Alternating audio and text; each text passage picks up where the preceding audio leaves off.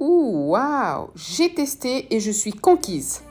Tige d'un cuit qui provient de l'écorce d'une plante à fibres appelée, j'ai du mal à prononcer le nom de cette plante, je mets le nom scientifique par-dessus. Au fait, c'est une sauge gluante. Justement, quand l'écorce est mise en contact avec de l'eau chaude, elle libère une substance gélifiante. Cette tige me provient du Cameroun. Je remercie ma sœur qui me l'a ramenée du Cameroun. Merci infiniment. Ce que je fais, je commence par prendre un saladier, puis ma première tige, je retire ma première tige, l'écorce, je retire la peau qu'il y a par-dessus que je mets dans le saladier, ainsi de suite.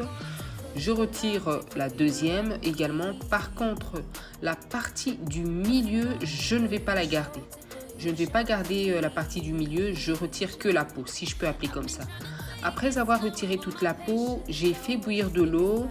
Je verse de l'eau dans mon saladier et puis après je laisse reposer durant quelques heures, 1-2 heures, le temps que l'eau refroidisse. Ça ramollit. Ce que je fais maintenant, je vais pouvoir commencer à pétrir mes tiges, la peau je vais commencer à pétrir progressivement jusqu'à ce que ça puisse libérer la saponine qui est cette substance savonneuse que l'on retrouve dans nos lessives, que l'on retrouve également dans nos liquides vaisselle, cette substance qui permet de lutter justement contre les champignons, les bactéries, car la plante est riche en antioxydants également. Je pétris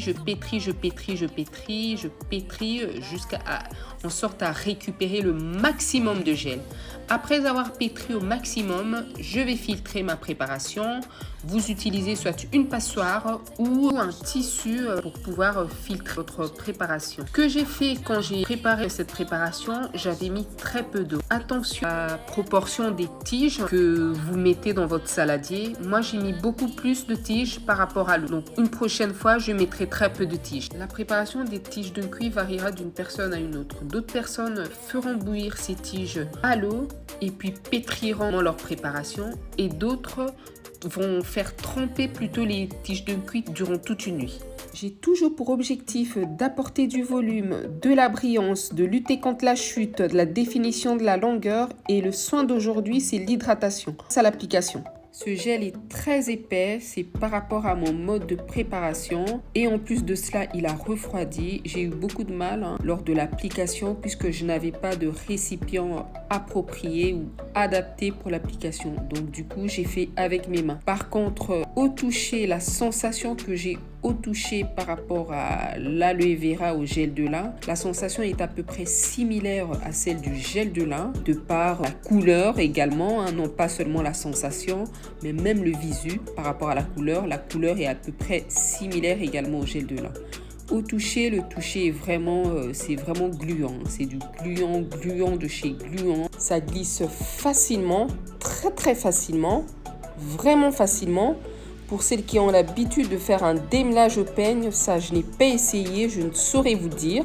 Par contre, j'ai constaté qu'il y avait une formation de boucles naturelles. Les séparations naturelles formaient des boucles. Comme moi, j'ai pour habitude de démêler mes cheveux avec les doigts, je n'ai pas voulu prendre le risque de séparer ces boucles que vous voyez là, ces séparations naturelles. Je les ai laissées ainsi, mais au toucher, c'était vraiment très agréable de toucher. Non, mais la douceur, très doux au toucher. Je peux dire que j'ai été satisfaite de ce soin. Ce soin m'a vraiment bluffé de chez Bluffé. Regardez les séparations naturelles. J'ai gardé ce soin pendant 30 minutes, puis j'ai été rincée. Et telle a été ma surprise après le rinçage. Voici, les séparations sont toujours au rendez-vous. Jusqu'après le rinçage, il y avait toujours les séparations naturelles. J'ai par la suite procédé à mon hydratation capillaire habituelle. J'ai commencé par appliquer une huile et juste après l'huile, j'ai fait suivre par une noisette de mon lait capillaire habituel. Cette fois-ci, j'en ai appliqué qu'une petite noisette par rapport à la vidéo précédente qui avait déjà été publiée. Juste une noisette de lait capillaire. Puis j'ai natté mes cheveux. Comme je l'ai dit sur une précédente vidéo, mes dates, je les garde pour une semaine. Il m'arrive de les défaire quand j'ai besoin de faire un reel short ou de prendre en photo mes cheveux. Ce soin fait partie de mon masque hydratant du mois, bien que ce soit un test. Je n'ai pas fait de shampoing avant. ni un autre soin après ce masque. Et regardez le résultat. Donc la brillance était toujours au rendez-vous, hein, la douceur au rendez-vous. C'est un soin que je recommande,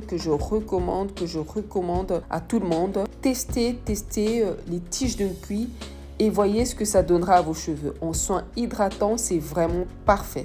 Car on reconnaît l'efficacité d'un produit après le soin. Moi, j'ai reconnu l'efficacité du gel de cuir pendant le soin et après le soin. Et je peux vous dire que juste une semaine après, mes cheveux étaient aussi doux au toucher et malléable au toucher. Et j'ai été vraiment satisfaite, bluffée par le gel de. Merci de m'avoir suivi. Je vous dis tchuss et on se retrouve à bientôt pour une prochaine vidéo.